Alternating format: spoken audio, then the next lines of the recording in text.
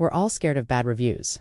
Those that work in restaurants and those that own restaurants, even some of the best chefs in the world, they're scared of bad reviews. But there are ways to handle it better, and maybe turn those negative reviews into a positive thing. I have with me today someone who's an expert at this. They've been doing this for decades.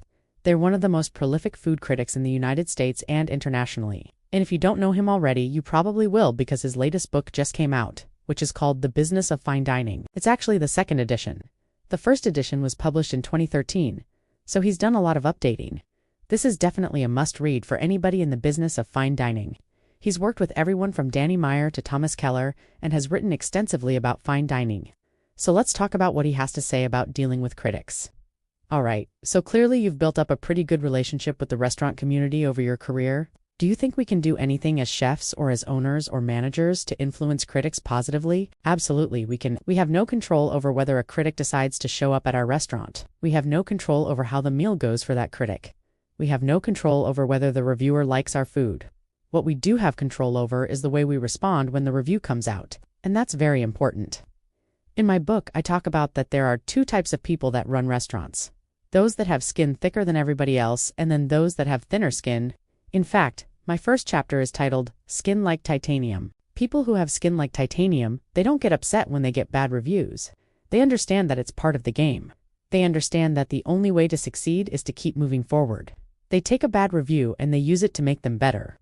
There are other people who have thinner skin, and I would tell those people, please try to build skin like titanium.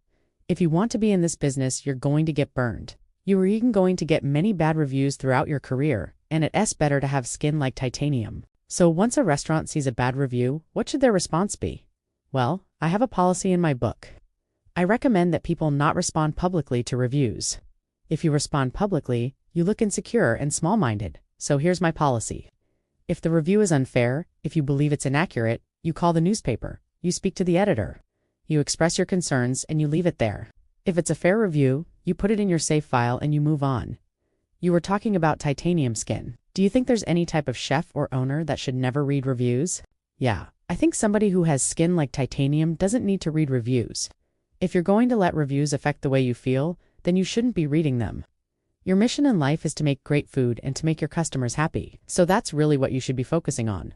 The truth is, most reviews are unnecessary. They're not necessary for you to improve. You shouldn't be making changes based on reviews. You should be making changes based on guest feedback and your own desire to improve.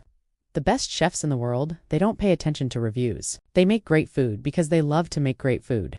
Do you think social media has helped or hurt restaurants more than traditional reviews? I think it's done both. I think on the positive side, restaurants now have a chance to respond to unfair reviews. So in the past, if a review was unfair, a restaurant would have no way to respond. Now they have a chance to respond on their own terms. And also, they can communicate directly with guests. So instead of relying on a third party like a newspaper to get the word out about something that went wrong, now the restaurant can fix it directly with the guest. On the downside, reviews on Yelp or Google can be brutal. They're often inaccurate. They're sometimes posted by competitors, and so you can't take these reviews as gospel. Do you think a chef or an owner should ever reach out to a critic before they open their restaurant to kind of tip them off that they're reopening? Yeah, I do. I think it's important to cultivate relationships with local writers. If you're opening a restaurant, send them a note. Invite them to come in and sample your food. But don't ask for a free meal. Don't go up to a critic and say, here's a comp, but don't write about it. That's just stupid. You're basically saying, I'm doing you a favor by giving you a free meal, and in exchange, I'd like you to write about it. It's a terrible way to start a relationship. Instead, invite them to come in. Treat them like gold, impress them, and hope that they will write about you. Should a chef or an owner try to cultivate a relationship with a critic once the restaurant is opened? Yeah, absolutely. Once the restaurant is open, you should continue to treat all your customers like gold, including critics. They're just people. Sometimes they're difficult people. Sometimes they're easy to deal with, but they're just people. My advice is to treat all customers like gold. What about anonymously dining with a group of friends? Is that ever a good idea? No, it's not. If you sitting at a table with 3 or 4 people and you all eating and drinking and having a great time, somebody at that table is going to talk. Too loud, spill a drink, drop a fork, you're going to have an accident. And this happens to me all the time. I'll go out with my wife and my daughter and my son-in-law, and inevitably somebody's gone, nah, spill a drink. So when you're dining with friends, things happen. You don't want that happening when you're dining as a critic. The only time I go out anonymously is if I'm by myself. Then I can control the situation.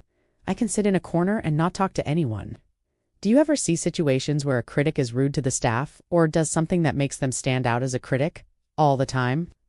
I've seen them berating servers, berating hostesses. I've seen them argue with chefs. It's really unbelievable to me. It's bizarre behavior. They're acting like they're the king or queen of the world. They're just a restaurant critic. And I always tell people, wait till you see me at my worst. I'm really nasty when I have a bad review. No, you're not. You're just a big baby. What should someone do if they see a critic at their restaurant? Nothing, just ignore it. They're just a customer. Do you think that you have a responsibility as a critic to put new places in your guide? Yes, I do. My job is to find the best food in America, and so if there's a restaurant that's new and they're good, they should be in the guide. The question is, can you afford it? The reality is, I can't go to every new restaurant that opens in America. There are hundreds of great restaurants that are not in my guide, simply because I have been able to get to them. How do you decide how many stars a restaurant gets? Stars are a measure of consistency. How good is the cooking over the long term? When I give a restaurant 3 stars, I am telling people this is a place you can go to time after time and you're going to have a wonderful meal. A 2-star restaurant is a place you might have a wonderful meal, but you might have an inconsistent experience. A 1-star restaurant is a place you might have a good meal, but you might also have a so-so meal. 0 stars means it's a place to avoid. Is there anything that you could see that would automatically take away stars from a restaurant? Yes. One of the things I look for is false pretense. If a restaurant pretends to be something it's not, it loses stars. So if a restaurant is trying to be elegant and refined and sophisticated, but the food isn't very good, I'm going to take away stars. Also, if a restaurant has bad service or bad ambience, I'm going to take away stars. A restaurant needs to excel in all 3 areas: food, service, and ambience to get the maximum number of stars. How much weight do you give to the price of a meal versus the quality of ingredients and the preparation of the meal? Price is not a factor. I don't care if a restaurant is $10 or $100. If the food is good, it will get stars. If you've made it this far in the video, you're obviously interested in great food. And the problem is that most people don't have access to really great food. There are certain places in the world where you can get amazing food, and that's the reason why you should subscribe to our channel. You'll get a notification every time we come out with a new video. And if you enjoy watching videos about food as much as you enjoy eating great food, then this is the channel for you.